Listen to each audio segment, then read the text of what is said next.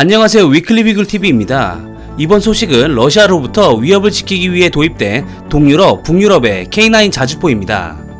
2013년 12월부터 시작된 우크라이나 반정부 시위가 2013년 2월 빅토르 야누코비치 대통령의 퇴진과 야권 주도의 임시정부 설립으로 이어지자 친러시아 지역인 크림반도에서는 임시정부를 반대하는 집회가 계속됐습니다.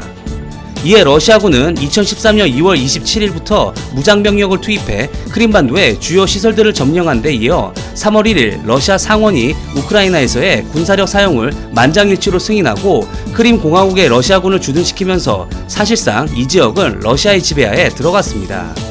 이로 인해 우크라이나와 러시아 간의 전쟁 위기가 고조되기도 했습니다.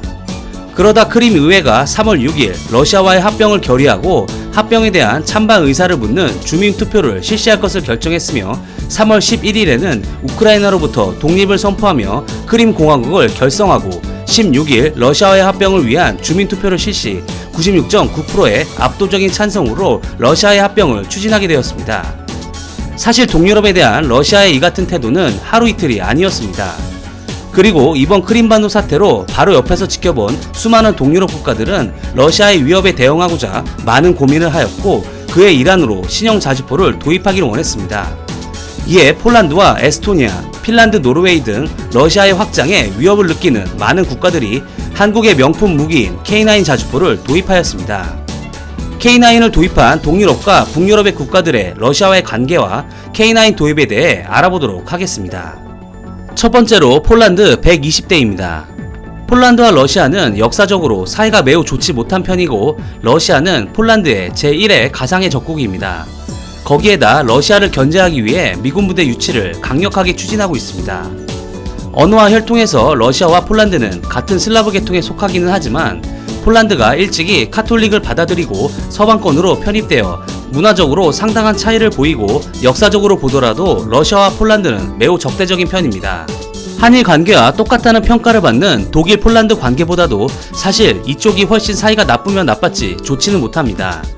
특히 크림반도 사태 때 서방 세계의 결의안에 찬성하며 더욱 사이가 나빠졌습니다. 폴란드는 사실 자체 개발한 크랩 자주포가 존재하지만 크랩 자주포는 폴란드군의 테스트에서 잇따라 문제를 드러냅니다. 특히 차체의 내구도가 문제가 많았습니다. 이에 폴란드 국방부는 차체 문제를 해외 도입으로 해결하기로 하고 K9 자주포 120대를 차체만 구매하기로 결정합니다.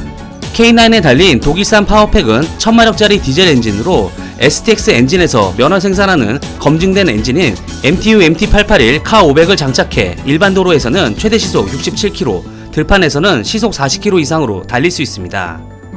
검증된 파워팩과 차체의 내구도가 폴란드 국방부의 마음을 움직였다는 후문입니다.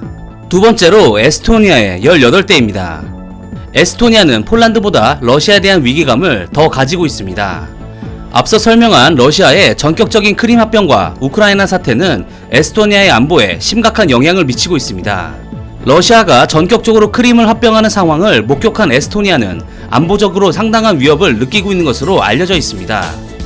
이미 에스토니아는 다른 발트 국가들과 같이 나토에 가입한 상태지만 러시아가 에스토니아 등 발트국을 침략하지 않는다는 보장은 없다고 보기 때문입니다. 이에 에스토니아는 나토와 미국에게 자신의 안전보장을 촉구하고 있습니다. 크림반도 합병해인 2014년 들어 러시아 전투기가 발트국가 영공을 침범하는 사례가 부쩍 증가하고 있어 에스토니아의 불안감은 더욱 가중되고 있습니다. 이에 2018년 6월 에스토니아가 방위력 강화를 위해 한국으로부터 약 600억 원의 K9 자주포 12대와 부품들을 수입하고 훈련 및 정비를 제공받기로 에스토니아 군 조달청은 한국에 하나와 이같이 합의했습니다. K9의 성능에 만족한 에스토니아는 작년 10월에 K9 자주포 6대를 추가로 발주하는 계약을 체결했습니다. 2018년 12대 수출 계약이 이은 것으로 총 금액은 약 870억 원까지 늘어났습니다. 에스토니아의 K9 자주포 도입은 최근 에스토니아가 추진하고 있는 군 현대화 프로그램 중 가장 큰 규모의 사업입니다.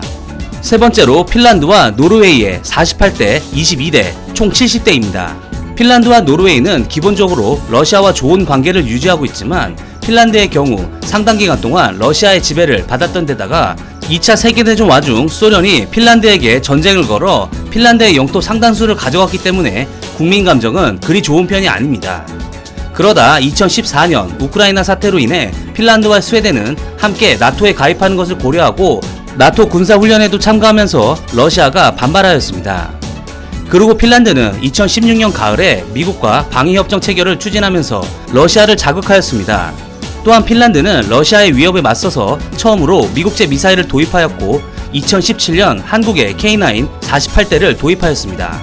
이번 K9 도입으로 핀란드는 노후한 옛 소련제 화포 체계를 퇴역시킬 수 있게 되었습니다. 특히 K9은 기존 나토 화포 체계를 보충할 수 있게 될 것이라고 보고 있습니다. 노르웨이의 경우 올해 4월 하나디펜스와 노르웨이 육군이 최종 협의를 끝내고 5월부터 K9 자주포와 K10 탄약 운반차의 배송을 시작합니다. K9 자주포 등은 독일 브레멘을 거쳐 7월에 노르웨이에 도착할 예정입니다. 노르웨이는 22대의 K9 자주포와 5대의 K10 탄약 운반차를 노르웨이 육군에 공급할 예정입니다. 공급 규모는 2,132억 원입니다.